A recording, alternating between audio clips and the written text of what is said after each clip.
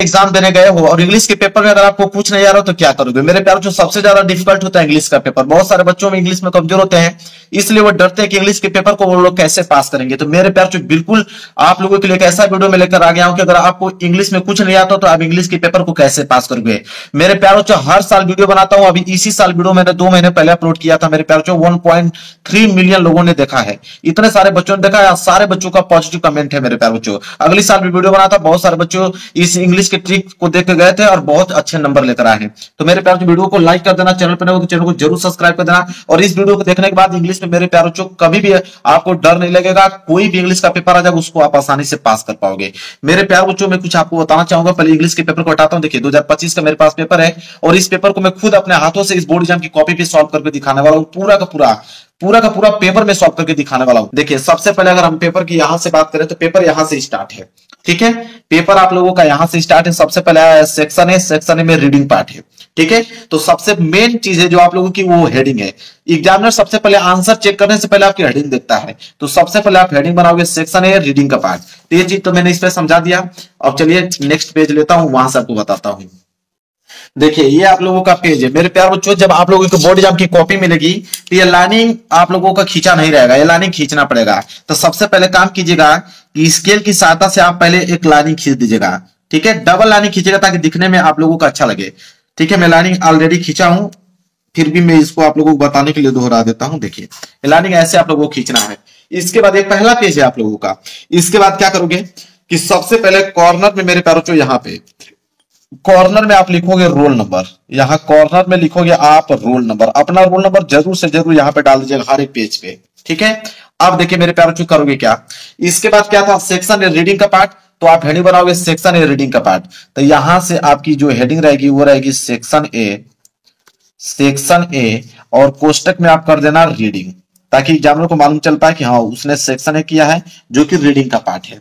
तो section A reading का part. इसके बाद स्केल की सहायता से इसके नीचे आप लाइनिंग खींचोगे ताकि दिखने में जो है बिल्कुल आकर्षक लगे, ठीक है। जैसे मैं लाइनिंग खींचना वैसे खींचना है। तो सेक्शन ए रीडिंग का पार्ट, मतलब लिखना ऐसे है ना कि एग्जामिनर को मालूम न चल पाए, ऐसा लिखो लगे कि टॉपर की कॉपी है और एग्जामिनर बिल्कुल आप लोगों को नंबर दे पाए 80 से 85 नंबर। अब देखिए पहला प्रश्न यहां से स्टार्ट करता हूं, जो कि पहला प्रश्न इसने बोला है यहाँ पे कि read the following passage carefully and answer the question that follow. कह रहा है कि रीड द फॉलोइंग पैसेज, इस पैसेज को आप पढ़िए, ठीक है। इतना ही पैसेज नहीं है, पीछे भी पैसेज दिया गया, मैं दिखाता हूं आपको, ठीक है। कह रहा है कि पैसेज को पढ़िए और पैसेज यहां तक दिया गया है।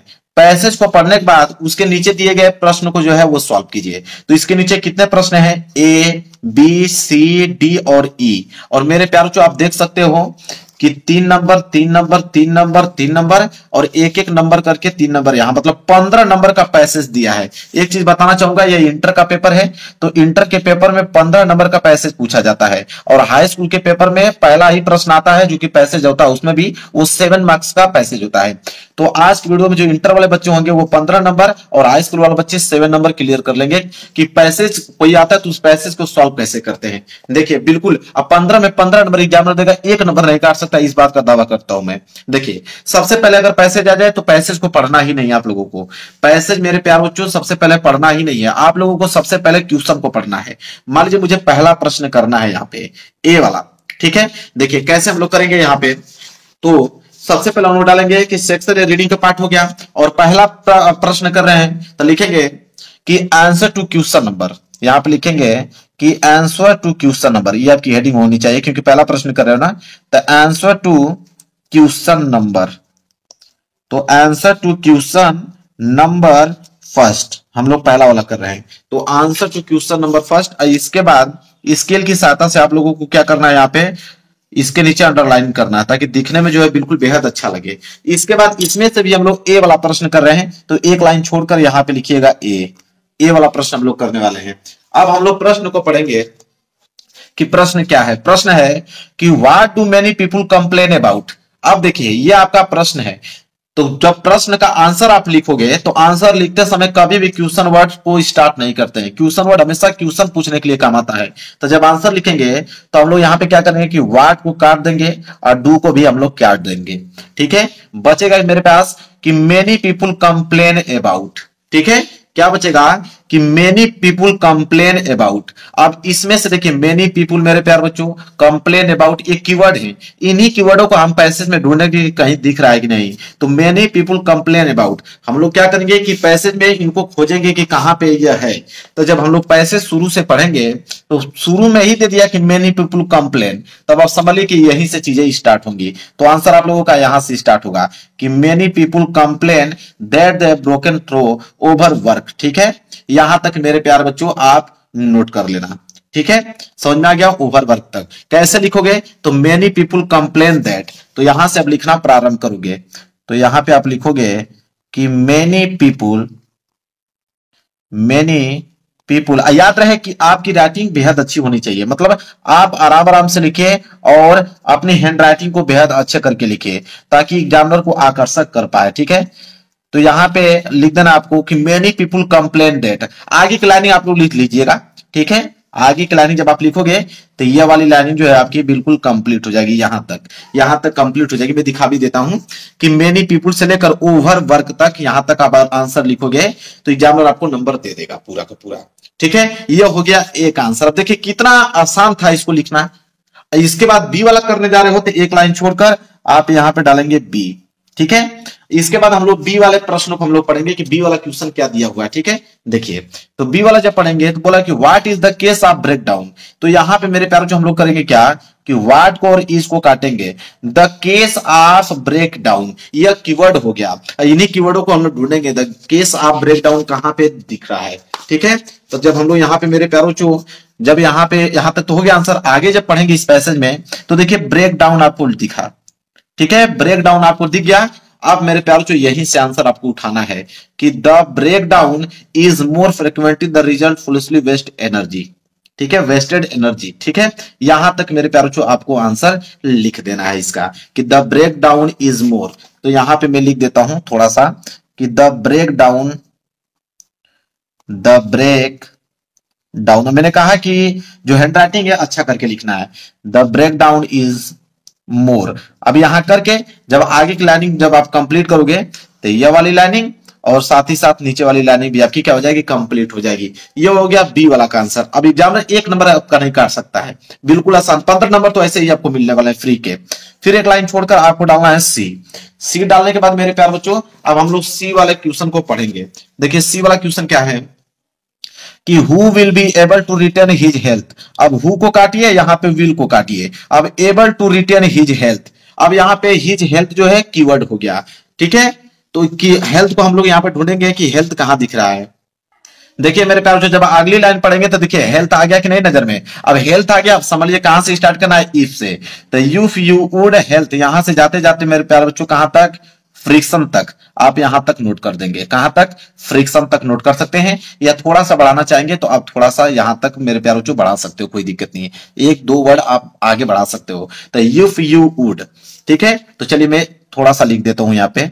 क्या था, if you would.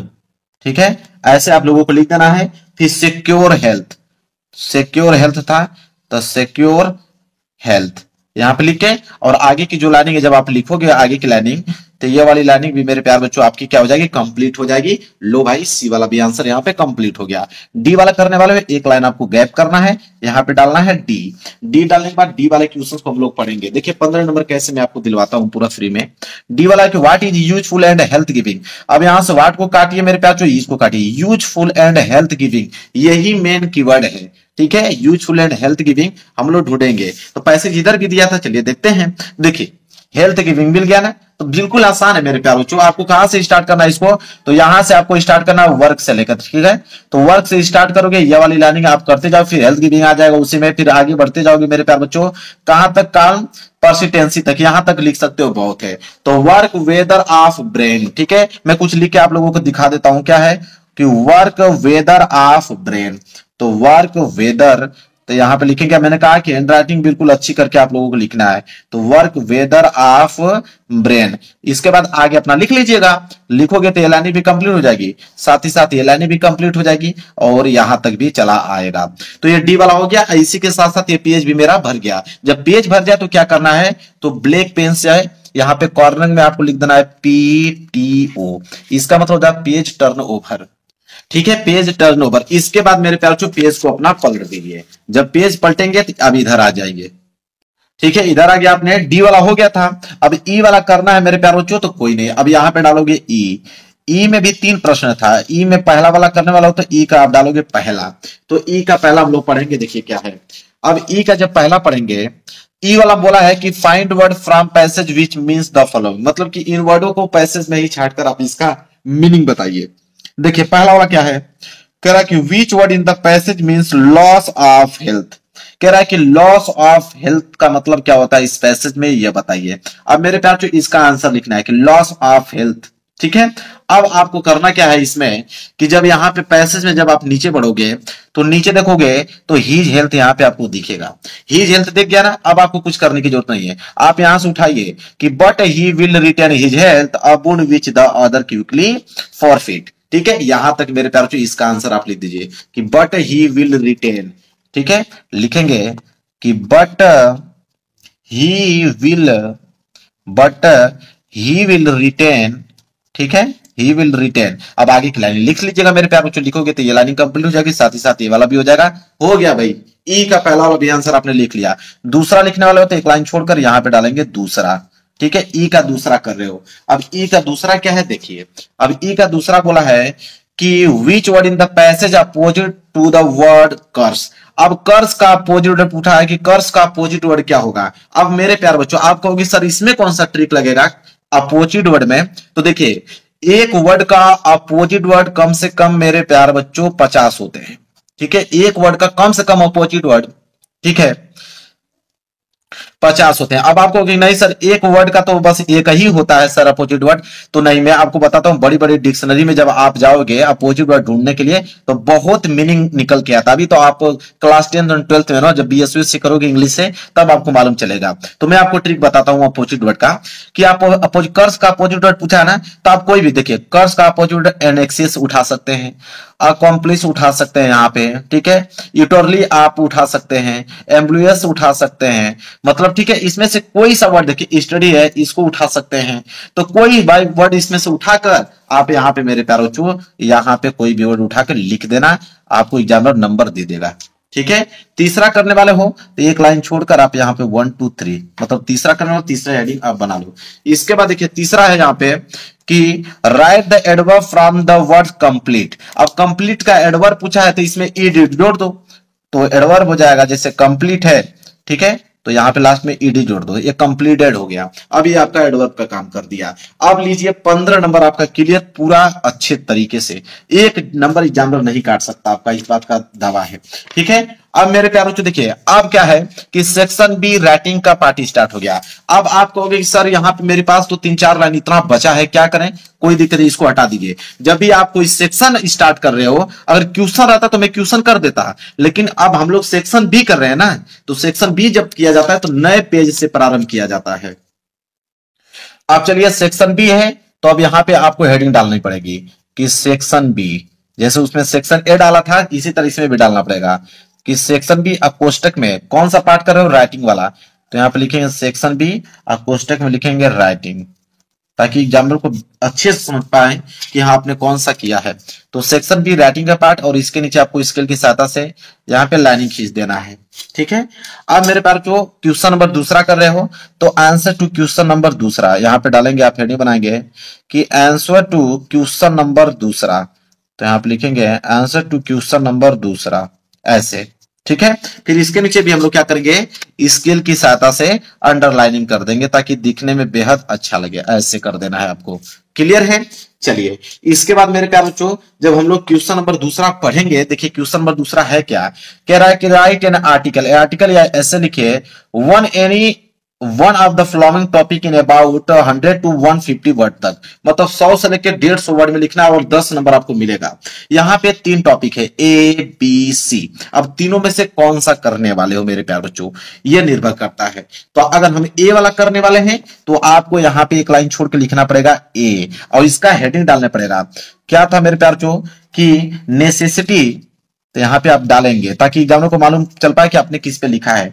Necessity is the mother, तो यहाँ पे लिखेंगे necessity is the mother of invention, तो मदर ऑफ इन्वेंशन, तो यहाँ पे हम लोग डालेंगे इन्वेंशन, ऐसे ये हेडिंग हो जाएगा। मैं तो जल्दी से लिख रहा हूं ना, आप लोगों को हैंडराइटिंग अच्छे से करके लिखना है, मैं तो बता रहा हूं तो इसलिए थोड़ा फास्ट में लिख रहा हूं, ठीक है।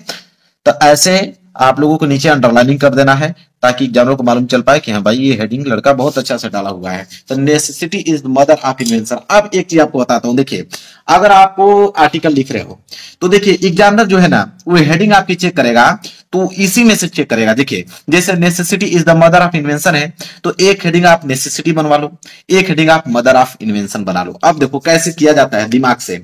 नेसेसिटी है, आप पहली हेडिंग यही बनाओगे कि नेसेसिटी, ठीक है। पहली हेडिंग आप नेसेसिटी के बारे में बताओगे कि नेसेसिटी होता क्या है। अब आप कहोगे कि सर नेसेसिटी के बारे में हम लिखें क्या, मेरे पास तो वर्ड ही नहीं है, मैं अपने से बनाकर कैसे लिखूंगा। तो कोई नहीं, आपके पास पैसेज था ना, तो मान लीजिए कि नेसेसिटी आप में इसको लिखना है, तो इसी पैसेज में से मेरे प्यार, मान लीजिए यहां से आपने उठा दिया कि फ्रीड फ्रॉम ऑल एंजाइटी, ठीक है। तो यह वाली लाइनिंग जो है उठाकर पूरी की पूरी कहां तक लिखोगे, यहां तक, मतलब इसी वाले पैसेज को पूरा का पूरा उठाकर लिख दोगे यहीं पे। मेरे प्यार जो ये इंटर का पेपर है, हाई स्कूल का पैसेज, हाई स्कूल का पेपर रहता तो उसमें 3 पैसेज दिए होते हैं, तो उसमें किसी तरह भी घुमा फिरा के लिख सकते हो, लेकिन इंटर में ये कई पैसेज देता है। तो कहां तक, यहां तक मैंने बताया ना अभी, तो जहां तक अंडरलाइनिंग किया था, जब ये लिखोगे मेरे प्यार बच्चों तो कम से कम 3-4 लाइनिंग आपकी यहां तक तो भरी जाएगी, बिल्कुल भर जाएगा, ठीक है। अब कहोगे मेरे प्यार अब क्या करें, तो एक लाइन छोड़ के मदर ऑफ इन्वेंशन ये दूसरी हेडिंग डाल लो। ये दूसरी हेडिंग आप बना देना कि mother of invention, mother of invention, ठीक है। अब मेरे प्यार आपको बताता हूं, अब क्या करोगे, इसके नीचे भी स्केल की सहायता से अंडरलाइन कर देना। अब मदर ऑफ इन्वेंशन में आप कौन सा वर्ड लिखोगे, तो वही काम करना है, आपको मैनेज करना पड़ेगा एक ही पैसे से। अन्यथा आप किसी भी क्वेश्चन का आंसर मालूम है तो उसमें आप इंक्लूड कर सकते हो, अगर नहीं मालूम है, भाई इंग्लिश में कुछ आता ही नहीं, तो अब तो पैसेज का ही सहारा लोगे। तो इसके बाद देखो इन द मेजोरिटी है ना, ये वाली लाइनिंग उठाओ, अब पूरा का पूरा यहां तक आप लिख दो, फ्रिक्शन तक, ठीक है। जब इसको लिखोगे तो मदर ऑफ इन्वेंशन वाली भी जो आप हेडिंग डाले हो वो भी आपका कम से कम 3-4 लाइन में मेरे प्यारों जो कंप्लीट हो जाएगा, ठीक है। अब कहोगे कि सर अब तो इसमें हमने एक हेडिंग इसको बना दिया, एक हेडिंग इसको बना दिया, अब क्या हेडिंग बनाऊं, तो अब तो मुझे समझ नहीं आ रहा कि अब कौन सा हेडिंग बनाऊं। तो मेरे पास बहुत ऑप्शन है, देखिए अब आपको हेडिंग बनाना है ना, तो आप हेडिंग बना दीजिएगा मेरे प्यार बच्चों, इसी पैसेज में से आप हेडिंग बना सकते हो, ठीक है। कैसे, देखिए मान लीजिए कि इसी पैसेज में आप लिख सकते हो कि द वर्क, ठीक है, the work he said in hand, the work he said in hand. अब यहां पे एक चाहोगे तो हेडिंग आप ये वाली हेडिंग आप बना सकते हो, ठीक है। ब्लैक पेन से लिख लीजिएगा और फिर पैसेज में से उसका आंसर आप लिख सकते। तो ऐसे 3-4 हेडिंग आप बनाकर आप किसी भी आर्टिकल ऐसे को कंप्लीट कर पाओगे मेरे प्यारे बच्चों। चलिए नेक्स्ट पेज पे आ जाते हैं, पेज मेरा भर गया और ये क्वेश्चन भी आपका कंप्लीट हो गया, ठीक है। तो आर्टिकल समझ में आ गया। अब तीसरा प्रश्न है जो कि है लेटर। आर्टिकल ऐसे ही लिखना है आपको मेरे पास, अगर नहीं कुछ आता तो यही काम करोगे आप, मेरे पे विश्वास कीजिए 80 से 85 नंबर आपके बिल्कुल मिल जाएंगे, इस बात का दावा है। बस आप जो बता रहा हूं वैसे ही करना, अगर नहीं आता तो, जिसको आता होगा तो सही लिख देगा अपना, जिनको नहीं आता वो यही दिमाग लगाएंगे। आप देखिए तीसरा प्रश्न कर रहे हो लेटर, तो आप यहां पे डालोगे मेरे प्यारे बच्चों कि आंसर टू क्वेश्चन नंबर 3, तो यहां पर लिखोगे answer to question number 3, answer to question number 3, ठीक है। फिर इसके नीचे आप स्केल की सहायता से मेरे प्यारे बच्चों क्या करोगे, अंडरलाइनिंग करोगे ताकि दिखने में जो है बेहद अच्छा लगे, ठीक है। ऐसे करना है। तो आंसर टू क्वेश्चन नंबर 3, अब 3 में मेरे प्यारे बच्चों इसने बोला है कि write a letter to editor of a newspaper about the frequent breakdown electricity supply in your locality, ठीक है।